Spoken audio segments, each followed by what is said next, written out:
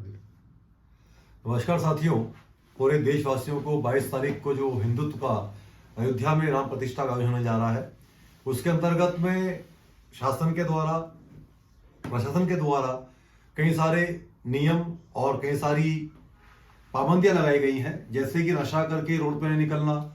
और सरकार ने अनुरोध भी किया है कि आप लोग इस पूरे कार्यक्रम को, इस महाउत्सव को, इस दिवाली से ही बड़े पर्व को आप हर्षोल्लास के साथ में और श्रद्धा के साथ में बनाएं। किसी प्रकार से नशे का या ऐसा कोई कार्य नहीं करें जिससे कि अपनी आस्था को या इस दिन को कोई बाधा या किसी प्रकार की कोई घटना, अवांछनीय घटना घटित हो। हमारे साथ आज मौजूद हैं बजरंग दल के सचिव, जिला सचिव श्री राहुल जी दीक्षित भाई साहब। आप भी बजरंग दल से हैं और समाज से एक आग्रह है, तो भाई साहब जो 22 तारीख को आयोजन होने जा रहा है, एक बहुत ही बड़ा हिंदुत्व के लिए बहुत बड़ा मुद्दा है और जिसकी पूरा देश 500 वर्षों में प्रतीक्षा कर रहा था और शायद ये इस जीवन काल में सोचा भी नहीं था कि इतना बड़ा आयोजन देखने का मौका मिलेगा, लेकिन ये संभव हो पाया है। तो इसमें भाई साहब किस प्रकार की पूरे आपको शहर भर से अनुभूतियां मिल रही हैं और समाज के लिए आप क्या संदेश देना चाहेंगे? 22 तारीख के इस पर्व को किस प्रकार से समाज मनाए? सबसे पहले तो समाज को जय श्री राम, और समाज के सभी बहन भाइयों, माताओं, मातृशक्ति सभी से आग्रह करना चाहूँगा कि ये बहुत हम सब लोगों के लिए सौभाग्य का समय है कि 500 वर्ष के संघर्ष के बाद आज हमें ये दिन जो देखने को मिला है। हमारे कई पूर्वज इस में बलिदान दिया है, जो कार सेवक वहाँ जो 92 में जो घटना हुई अयोध्या में, जहाँ मुलायम सिंह की सरकार थी उस समय यूपी के अंदर, उस पर कई हमारे भाइयों ने अपने सीने पे गोली खाई है। उसके बाद हमें और आपको ये दिन देखने का सौभाग्य मिला है। तो इस सौभाग्य को, जो सौभाग्य हम सब लोगों को मिला है, इस पे हमारा सभी हिंदू भाई बहनों से आग्रह है कि इसको, जब 12 वर्ष का श्री राम ने वनवास किया था, उसके बाद आप हम सब लोगों को आज क्या मिला? दिवाली का त्यौहार। तो ये आप हम सब लोगों का 500 वर्ष का संघर्ष है। उसके बाद आज का दिन हम लोगों को ये देखने को सब अवसर मिल रहा है। तो इस शुभ अवसर को भव्य दिवाली के रूप में मनाया जाए। हमारा नगर, हमारी बस्ती, हमारा अयोध्या, इस रूप में इसको मनाना है। हर घर में दीपों को जलाना है, भगवा ध्वज लगाना है।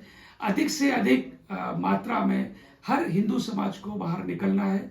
जो भी हमारे बस्ती में मंदिर हो, उस मंदिर को सजाना है, दीप लगाने हैं, ध्वज लगाने हैं, फूल माला लगाना है और इस दिन को ऐसा भव्य साकार देना है। और सबके सहयोग से समाज को, जो लोग समाज के हमारे हिंदू भाई बहन लोगों को लेके और दिवाली के रूप में इसको मनाना है। दूसरा, इस उत्सव में जैसा आपने प्रश्न किया कि ड्राई डे है, तो ये हिंदू की जीत है और इस दिन जो है शासन प्रशासन हमारे साथ में है और शासन ने जो है इसको ड्राई डे के रूप में रखा है। तो मेरा सभी हिंदू भाइयों से आग्रह है कि इस दिन तो सोचना ही हमारे लिए बड़ा पाप है।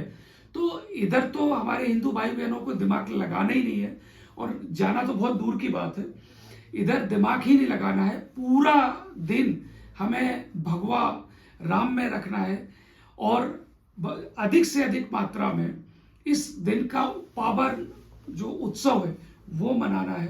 तो ड्राई डे जैसा तो कोई दिमाग में लाना ही नहीं। अगर कोई भी हिंदू हमारा ये वीडियो सुने, सभी से मेरा आग्रह है कि यहाँ से बिल्कुल दिमाग हटा के अधिक से अधिक मात्रा में बाहर निकले और राम उत्सव को बड़े भव्य रूप से मनाएं। जय श्री राम। इसमें ऐसा की एक विषय है, अपन एक दिन का आग्रह कर रहे हैं, एक दिन लोग जो है नशे से दूर रहें। एक सुनने में आया था कि एक माता शक्ति हैं जिन्होंने 35 वर्षों से अयोध्या को लेकर के वो व्रत पर थी और 22 तारीख दिन व्रत तोड़ेंगी।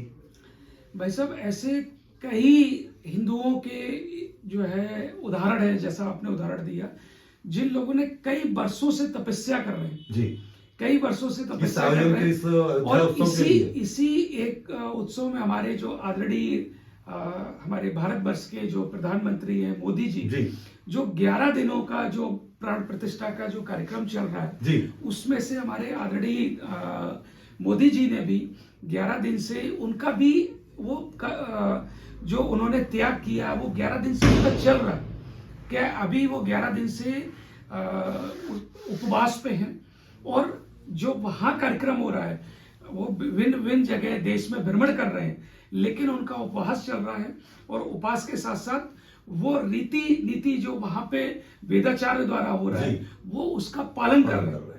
तो ये आप और हमारे सभी के लिए सौभाग्य की बात है कि हमें ऐसा प्रधानमंत्री मिला है जो सारे देश का नेतृत्व करने के साथ साथ वो हिंदू का सारा उनके अंदर उस सर्वगुण संपन्न वाली जो चीजें हैं वो उनके अंदर अग्रसर हैं, उनके अंदर सारी चीजें हैं और वो कार्य कर रहे हैं इस सब चीजों को लेते हुए। बड़ा सौभाग्य है कि हमारे देश के प्रधानमंत्री माननीय श्री नरेंद्र मोदी जी, एक प्रधानमंत्री के सर के ऊपर कितना भार होता है, कई सारे दौरे होते हैं और कई सारे लोगों से मिलना जुलना होता है, हर पल बोलना होता है।